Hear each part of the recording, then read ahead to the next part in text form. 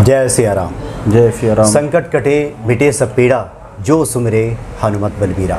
हनुमान जी सदा सर्वत्र विराजमान रहने वाले देवता हैं।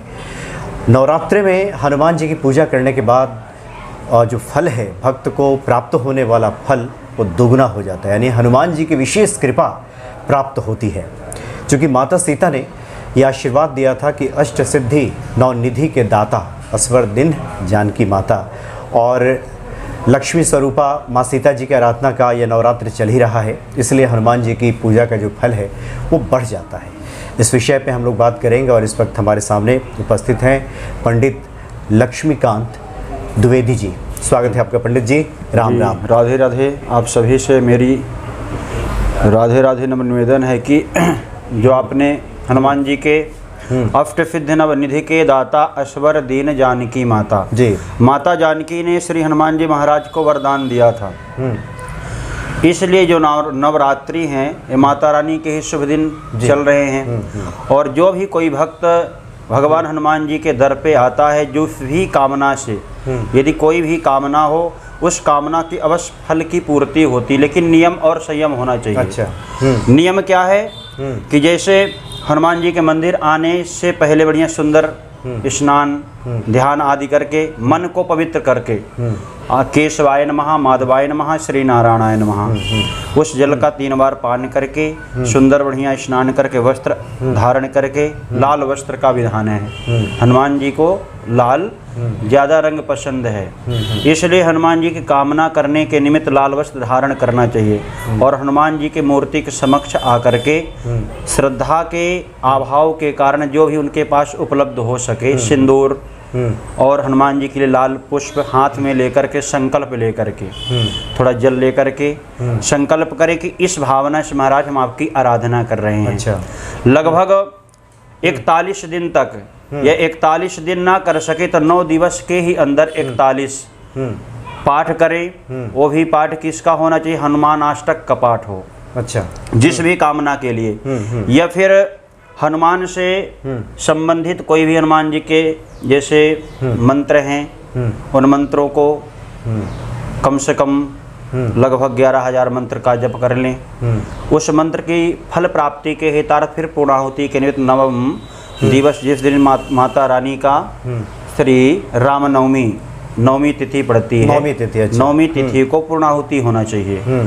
उस पूर्ण आहुति करने के समक्ष ही उस व्यक्ति को जिस भी कामना के फल की प्राप्ति के लिए हनुमान जी महाराज का मंत्र जप या हनुमानाष्टक पाठ का जो भी 41 पाठ किया है, उस पाठ के अभाव से उस व्यक्ति को फल की प्राप्ति होती जब उस पूर्णाहुति हो जाती है। पूर्णाहुति के लगभग वही 1.25 महीने के अंदर ही उस काल की फल की प्राप्ति, लेकिन निवृत्त होकर के आदमी भावना से कि हनुमान जी की आराधना कर रहे हैं, उसी भावना से, नहीं कि मन में आए कि भैया अरे मन में होगा फल की प्राप्ति के नहीं होगी, ये विचारधाराएं तो लाना ही नहीं चाहिए व्यक्ति को। यदि कोई भी सात्विक भावना से और अपने मन भावना से हनुमान जी की आराधना करता है कोई व्यक्ति, जिस भी कोई भगवान कोई नहीं चाहिए कि मुझे इतना ही चाहिए, इतना श्रृंगार होना चाहिए, इतना खाली पुष्प और जल लेकर के ही भगवान के समक्ष अर्पण करके अपने मन की कामना को आदमी फल की प्राप्ति कर सकता है। और इस नवरात्रि में तो ज़्यादातर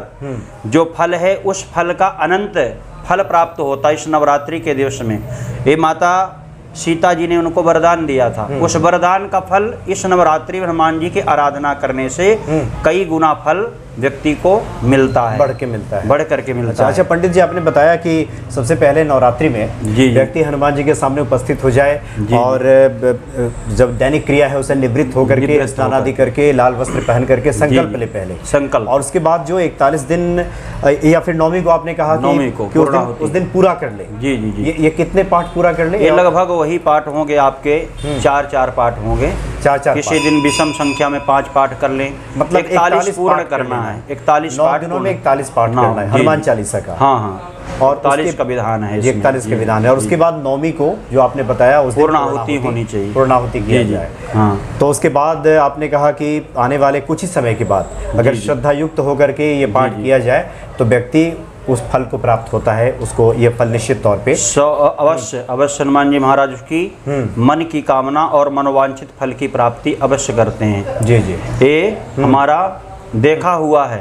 अच्छा, हमने मतलब किसी को बताया था। अच्छा। उनके कोई संतान नहीं थी, उन्होंने संतान के लिए बताया। ऐसे आकर पंडित जी मेरे संतान नहीं है, मंदिर हम कई जगह सब पंडितों को दिखाए, कुंडली ऐसा ऐसा सब चीज़ें बताई, लेकिन हमने उनको ऐसे ही बोला कि आप हनुमान जी की आराधना करो और इसी माता रानी के ही दिन में करो आराधना, तो आप अवश्य आपको फल की प्राप्ति होगी। तो ये आजमाया हुआ है और हनुमान जी महाराज का प्रत्यक्ष जो आपको हमने बताया ये प्रत्यक्ष है, और प्रत्यक्ष के रूप के कारण उनको संतान की प्राप्ति वो भी आज लगभग कम से कम 5 और 6वां वर्ष चल रहा है उस बच्चे का और बहुत सुंदर है, बढ़िया पढ़ाई लिखाई में आता है मंदिर अभी भी दर्शन करने। तो हनुमान जी की कृपा से ही आज भी आते हैं मंदिर में, मंगलवार को ही आते हैं वो व्यक्ति, और हनुमान जी की बहुत प्रशंसा करते हैं कि भगवान के आराध्य से और पंडित जी के ही शरण में आने से हमको सब शुक्ल है तुम्हारी शरणा, सब शुक्ल है तुम्हारी शरणा, तुम रक्षक काहू को न डरना।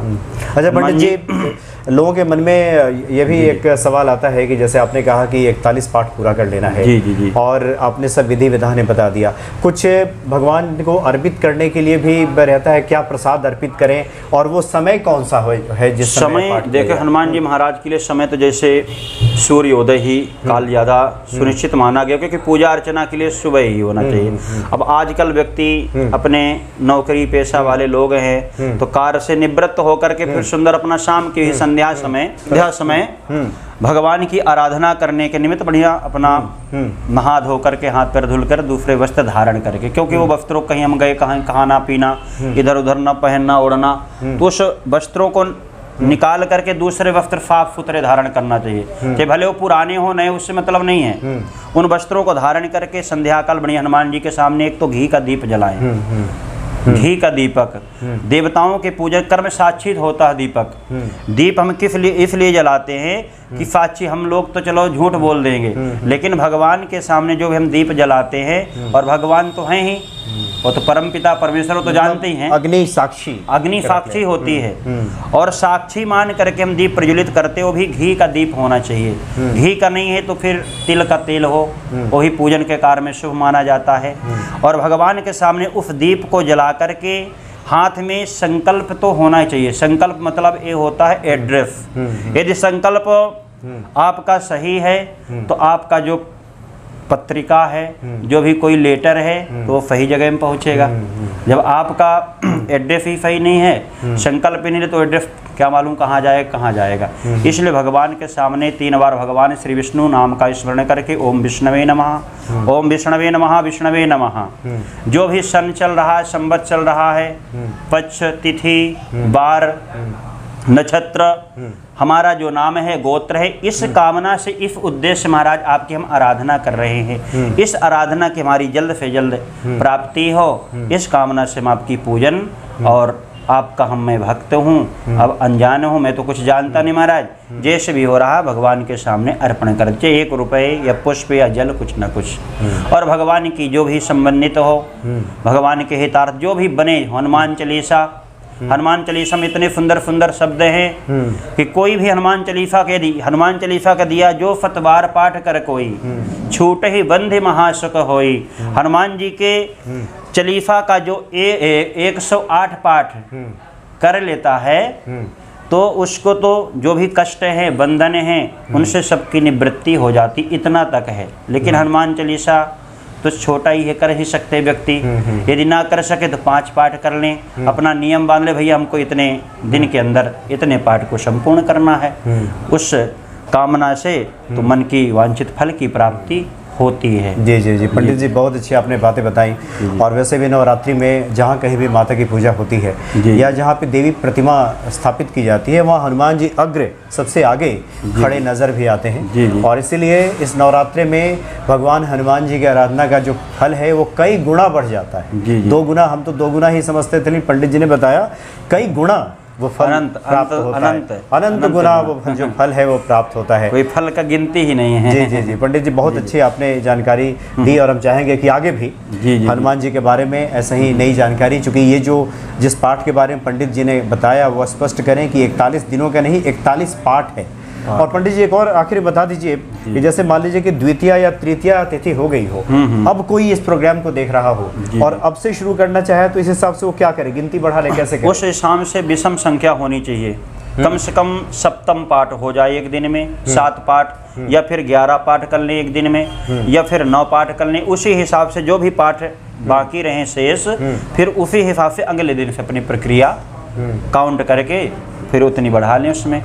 लेकिन विषम संख्या पहले दिन करना यानी जो होता भी है। जो प्रोग्राम जब हाँ। देख रहा हो उस समय से वो गिनती कर ले कि 41 पाठ नौवीं तक कब पूरा होता है और उस हिसाब से विषम संख्या में उस पाठ को कर दे। पंडित जी बहुत अच्छी आपने जानकारी दी और हम निश्चित तौर पे समझते हैं कि ये भक्तों के अनुराग को, प्रेम को बढ़ाने वाला होगा और हनुमान जी के श्री चरणों में ये लोगों का प्रेम दिन दुनी रात चौगुनी ये बढ़ाने वाला सिद्ध होगा। बहुत बहुत धन्यवाद जी। पंडित जी। जय सीताराम, धन्यवाद। जय श्री हनुमान जी महाराज की जय।